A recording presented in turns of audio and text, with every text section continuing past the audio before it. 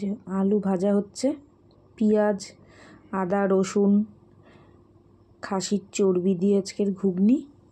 তো সব মশলা কষিয়ে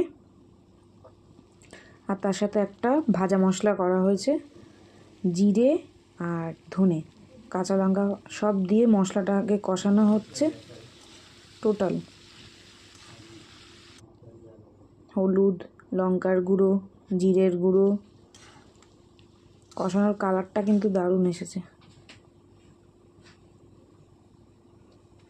আদা রসুন পেস্ট গেল, জিরের গুঁড়ো, লঙ্কার গুঁড়ো যাচ্ছে,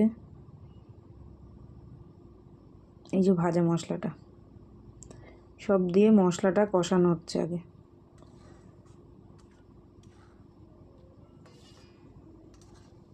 টমেটো দিলাম, চর্বির তেল ছেড়েছে, দেখো অনেকটাই তেল ছেড়েছে।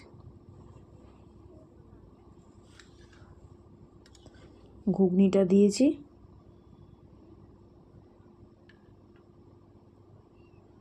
ফাইনাল লুক এটা। Like, comment, share video